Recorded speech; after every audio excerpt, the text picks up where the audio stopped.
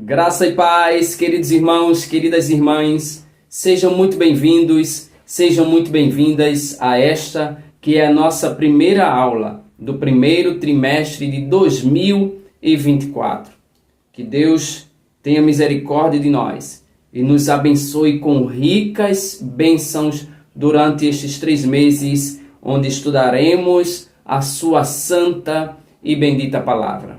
Pela sua misericórdia, neste trimestre, como todos nós já sabemos, estaremos estudando as lições bíblicas da classe de adultos relacionada ao seguinte tema: o corpo de Cristo, origem, natureza e vocação da igreja no mundo. Pela bondade de Deus, na primeira lição que nós abordaremos hoje, estudaremos a respeito da origem da igreja. Isto mesmo, como nós estaremos estudando sobre a igreja, não poderíamos iniciar de outra forma. Na primeira lição, estudaremos a respeito da origem da igreja. O texto áureo desta lição encontra-se no livro de Atos dos Apóstolos, no capítulo 2, versículo 38, que diz o seguinte: E disse-lhes Pedro: Arrependei-vos e cada um de vós seja batizado em nome de Jesus Cristo para perdão dos pecados, e recebereis o dom do Espírito Santo. A verdade prática diz o seguinte: a igreja é a família de Deus, comprada com o sangue de Cristo e selada com o Espírito Santo. Glória a Deus. A leitura bíblica, o texto base desta lição, encontra-se no livro de Atos dos Apóstolos, capítulo 2, versículos 1 e 2, depois versículos 37 e 38, e diz o seguinte: acompanhe comigo. Cumprindo-se o dia de Pentecostes, estavam todos reunidos no mesmo lugar, e de repente veio do céu um som como de um vento veemente e impetuoso, e encheu toda a casa em que estavam assentados. Ouvindo eles isto, compungiram-se em seu coração e perguntaram a Pedro e aos demais apóstolos: Que faremos, varões irmãos? E disse-lhes Pedro: Arrependei-vos e cada um de vós seja batizado em nome de Jesus Cristo para perdão dos pecados, e recebereis o dom do Espírito Santo. Meus irmãos, nesta lição, nós estudaremos a respeito da origem da igreja. E automaticamente, algumas perguntas vêm à nossa mente. Tais como: o que é a igreja? Como ela foi planejada? Quando ela foi estabelecida? Estas e outras perguntas nós responderemos nesta lição. Afinal de contas, nós somos parte desta igreja. Na verdade, nós somos a igreja de Cristo e precisamos saber as respostas para estas perguntas que nós, repito, responderemos nesta lição. Quando nós lemos o Novo Testamento, de forma muito clara, nós percebemos o que é a igreja e qual a sua importância. Pensando nisto, nós destacamos 2 homens, 2 grandes nomes da Igreja de Cristo, da Igreja do Novo Testamento, da Igreja primitiva, a saber, o apóstolo Paulo e o apóstolo Pedro. Citando aqui estes homens, o comentarista da lição ele vai dizer que Paulo denominou, dentre tantas outras formas, ele denominou esta igreja, conforme nós identificamos na primeira carta de Paulo a Timóteo. No capítulo 3 e no versículo 15, Paulo a chamou de coluna e firmeza da verdade. Já o apóstolo Pedro, escrevendo a sua primeira carta, no capítulo de número 2 e no versículo de número 9, ele vai chamar esta igreja. Ele vai dizer que a igreja de Deus, ela é nação santa, sacerdócio real, povo de propriedade exclusiva de Deus. Ora, só nestas duas citações já podemos perceber qual a importância da igreja na concepção destes dois grandes nomes da história da igreja de Cristo Jesus. Logo, na sequência desta lição, que está dividida em 3 tópicos. Primeiro tópico, nós veremos aqui o povo de Deus na Bíblia e na história. No segundo tópico, nós estudaremos ou nós veremos a igreja como criação divina. No terceiro e último tópico, a igreja como a comunidade dos salvos. Iniciando pelo tópico de número 1, como não poderia ser diferente, nós destacamos aqui o que o comentarista já vai abordar. Se eu vou falar de povo de Deus, percebamos aqui que ele foi enfático, o povo de Deus na Bíblia e na história. Quando nós falamos de povo de Deus na Bíblia e na história, evidentemente, nós precisamos nos reportar ao Antigo Testamento. Afinal, a história do povo de Deus inicia-se registrada no Antigo Testamento, melhor dizendo. E neste Antigo Testamento, dentre alguns termos que são utilizados, nós destacamos, segundo a orientação aqui do comentarista, o termo hebraico kahal. Este termo ele foi usado para se referir a um ajuntamento do povo de Deus debaixo do antigo pacto. O antigo pacto, antiga aliança, no Antigo Testamento, este povo de Deus, o termo utilizado era kahal, e este termo faz referência a um ajuntamento de pessoas, especificamente do povo de Deus.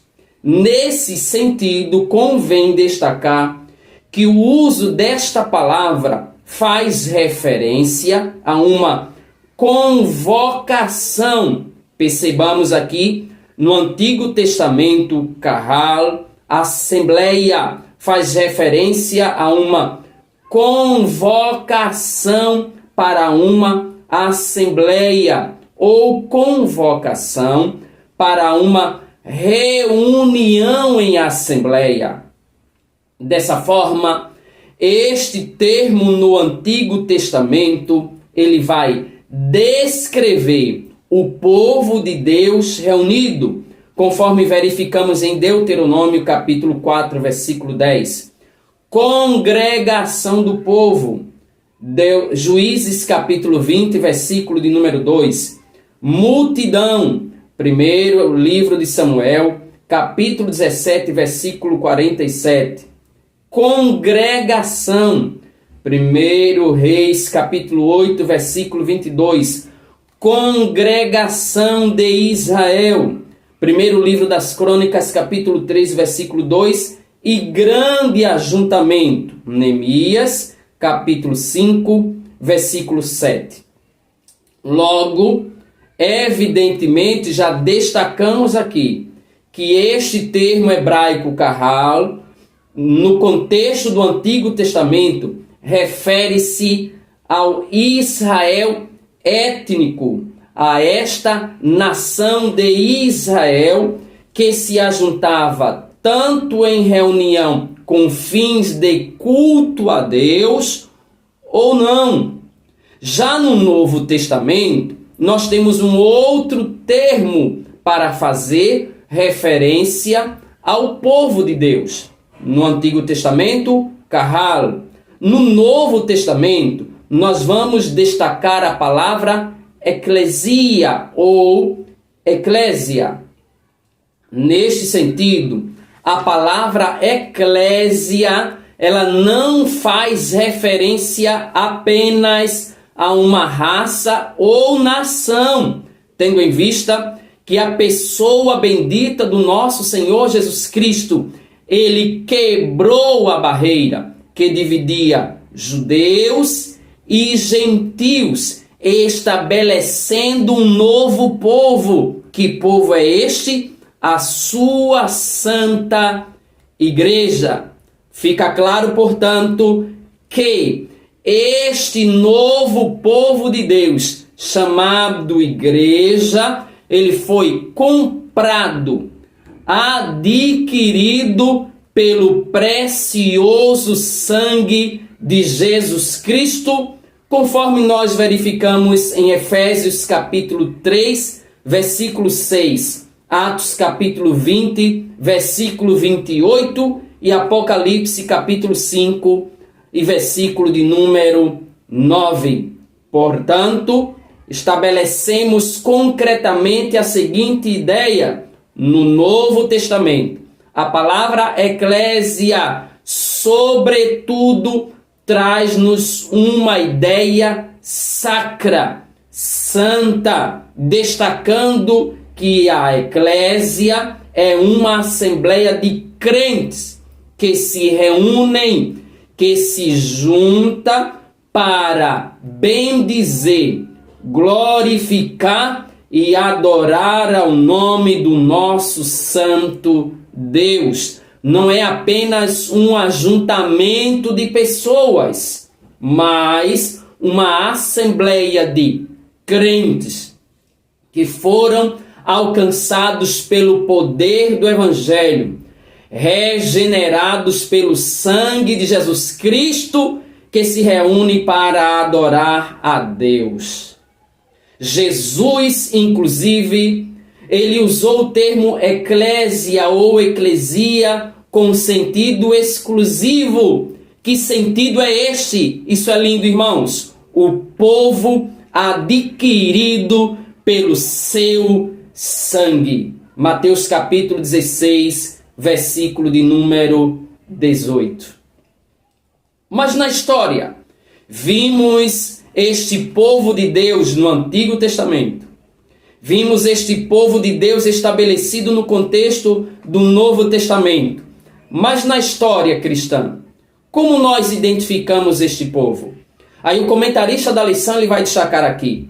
Há quem creia que a igreja subsiste governada pelo sucessor de Pedro e pelos bispos em comunhão com ele. Evidentemente, a tradição protestante rejeita esse conceito, visto que ele não reflete o contexto do Novo Testamento, onde a figura de Pedro é totalmente estranha, onde a figura do sucessor de Pedro, melhor dizendo, é totalmente estranha e desconhecida após a reforma do século XVI. A tradição protestante procura dar um sentido bíblico e mais preciso a respeito do que uma igreja de fato ela é. Em uma grande denominação protestante e histórica, a igreja é definida como apenas uma congregação local de pessoas regeneradas e batizadas após profissão de fé. Por outro lado, de acordo com o documento de uma grande denominação pentecostal americana, entendemos que a igreja ela é o corpo de Cristo, a habitação de Deus através do Espírito Santo, com divinas nomeações que nós veremos em lições posteriores para o cumprimento de sua grande missão, onde cada crente, e este nascido do Espírito, ele é parte integrante da Assembleia, da Igreja Universal e da Igreja dos Primogênitos que estão inscritos, registrados nos céus. Já no segundo tópico da lição, nós veremos a igreja como criação divina. Lembro-lhes, no primeiro tópico, nós vimos o povo de Deus na Bíblia e na história de maneira muito simples. No segundo tópico, o comentarista vai falar sobre a igreja como criação divina. Evidentemente, todos nós temos esta convicção. a igreja não é fruto de ideologias, ideais, pensamentos humanos. Ela foi estabelecida pelo próprio e soberano Deus. Ao falarmos sobre a igreja como criação divina, nós destacamos que ela é um ideal divino. Ela é o ideal de Deus. E o comentarista já destaca aqui no segundo tópico, no primeiro subtópico, dizendo: desde a eternidade, a igreja estava no coração de Deus e foi idealizada pelo próprio Deus. Em sua essência, a igreja é um projeto divino. Neste sentido, o apóstolo Paulo, ao escrever aos Efésios, no capítulo 1, versículo 4, ele disse: como também nos elegeu nele quem? Na pessoa bendita de Cristo Jesus, antes da fundação do mundo, para que fôssemos santos e irrepreensíveis diante dele em amor. Sim, nesta mesma carta aos Efésios, o apóstolo Paulo, ele vai identificar esta igreja como sendo um mistério que esteve oculto. Efésios capítulo 3, versículos 3 ao 6. Esse mistério que fora revelado era exatamente a igreja de Cristo. Na mente de Deus, já vimos isto, a igreja, ela já existia. O amor de Deus fez com que ele provesse um plano depois da queda do homem lá no Éden, através da pessoa de Adão. Depois da queda do homem, Deus já projetou um plano para restaurar a vida do homem, restabelecendo a comunhão com este homem. E neste plano estava inserida a igreja, que depois do sacrifício de Cristo executaria a nobre missão de anunciar o evangelho aos homens para conquistá-los através do poder do evangelho. A igreja, ela, além de ser um ideal de Deus, nós vamos perceber que este ideal, este projeto, este pensamento divino, ele foi concretizado. Sim, ela não ficou apenas na mente de Deus, ela passou a existir de uma forma concreta, real, literal.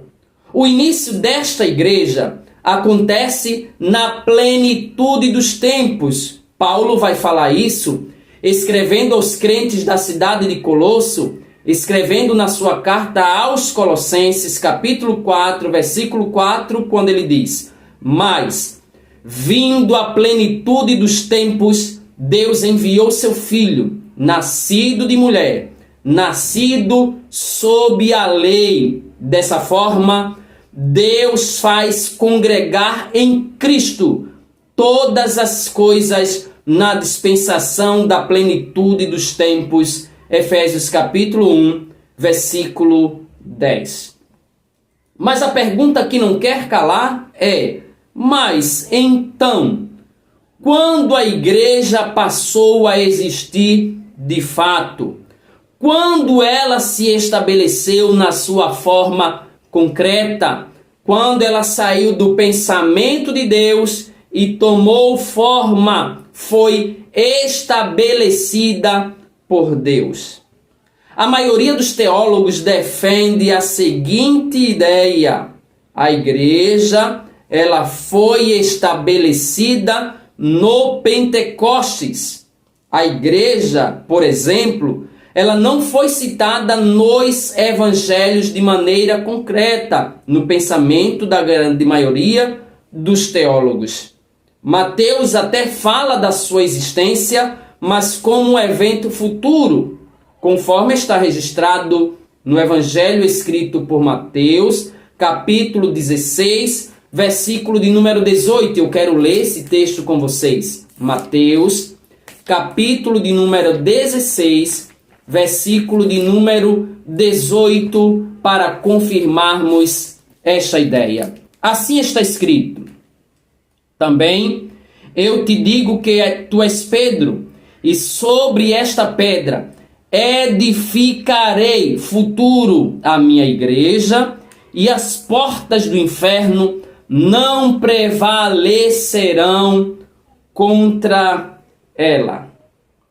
Ao afirmarmos ou ao pensarmos, ou aos teólogos afirmarem que a igreja passou a existir concretamente a partir do Pentecostes, nós vamos destacar o que Lucas vai afirmar em Atos capítulo 2, versículo 47, quando ele diz: todos os dias acrescentava o Senhor à igreja aqueles que se haviam de salvar.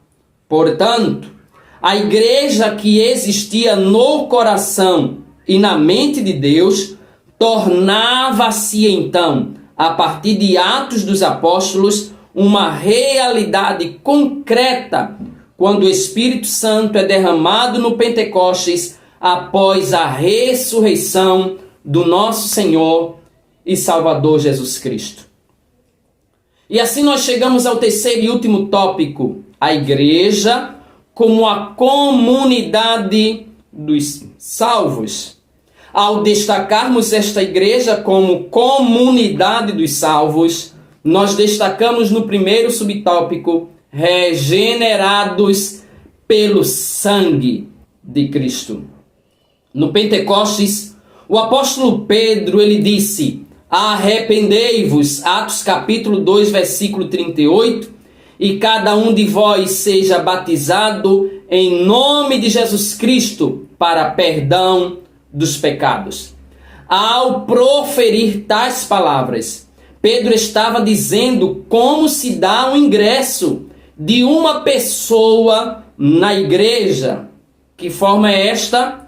Simples, por meio do arrependimento. E essa profissão pública, esta declaração pública ao se batizar nas águas. A igreja, portanto, é uma comunidade cristã formada por pessoas regeneradas que fizeram uma pública profissão de fé.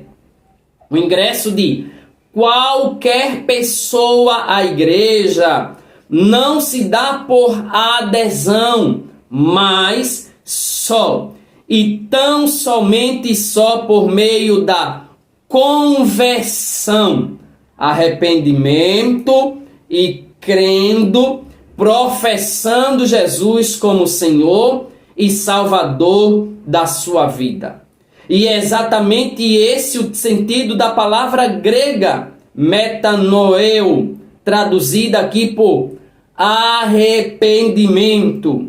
Assim, a igreja, ela é, de novo reforçando, formada por pessoas que estavam ou que viviam no pecado, a caminho da condenação eterna, mas que, graças ao Evangelho, por meio do sangue de Cristo Jesus, tiveram suas vidas purificadas, transformadas, libertas do pecado e do mal. Esta comunidade de salvos, ela também vai apresentar vidas, pessoas seladas, marcadas pelo Espírito Santo de Deus. E o comentarista destaca: já foi dito que a igreja tem sua origem no dia de Pentecostes. Por meio do Espírito de Deus, somos batizados no corpo de Cristo, que é a igreja. Então, a partir daí, passamos a fazer parte da igreja de Deus. É exatamente isso que o apóstolo Paulo diz aos Coríntios na sua primeira carta, capítulo 12, versículo 13. Pois todos nós fomos batizados em um Espírito, formando um corpo, quer judeus, quer gregos, quer servos, quer livres, e todos temos bebido de um só Espírito. Glória a Deus. Terceiro e último subtópico deste último tópico, o batismo de Cristo e o batismo do Espírito Santo. O apóstolo Pedro, que exortou os presentes no dia de Pentecostes a se arrependerem, também disse, Atos, capítulo de número 2, versículo de número 38, e recebereis o dom do Espírito Santo, fazendo referência ao batismo com o Espírito Santo e com fogo. Assim, podemos afirmar que Cristo batizou os crentes com o Espírito Santo e com fogo. Este batismo com o Espírito Santo e com fogo é um batismo de capacitação para que sejamos habilitados, revestidos, capacitados à pregação do Santo Evangelho, a uma vida cristã que agrada a Deus. Enquanto que o Espírito batizou estes mesmos crentes no corpo de Cristo, este batismo é um batismo de iniciação, de formação ou integração da igreja. Quando somos batizados no corpo de Cristo, somos inseridos neste corpo e passamos a pertencer, a fazer parte do corpo de Cristo, a Igreja Santa do Cordeiro. E assim, nós finalizamos esta lição muito simples, destacando que a igreja existiu antes de qualquer coisa, antes de qualquer tempo, no plano de Deus, até se estabelecer no Novo Testamento, após a morte e ressurreição de Cristo e infusão dos cristãos no corpo de Cristo por meio da pessoa bendita do Espírito Santo. A igreja não foi idealizada por homem algum, nem tampouco está fundada sobre teses humanas. O seu fundamento é Cristo. Por isso que a igreja ela é inabalável. Perseguições, dificuldades, investidas do mal, mas a igreja continua de pé para a honra e glória do nosso Senhor e Salvador Jesus Cristo, que é o cabeça da igreja. Por isso, destaco, é um grande privilégio fazer parte da igreja, o corpo de Cristo aqui na terra. Deus te abençoe. No próximo domingo, estudaremos a lição As Imagens Bíblicas da Igreja. Lição de número 2 para o dia 14 de janeiro, As Imagens Bíblicas da Igreja. Muito obrigado. Deus te abençoe, a paz do Senhor e até a próxima.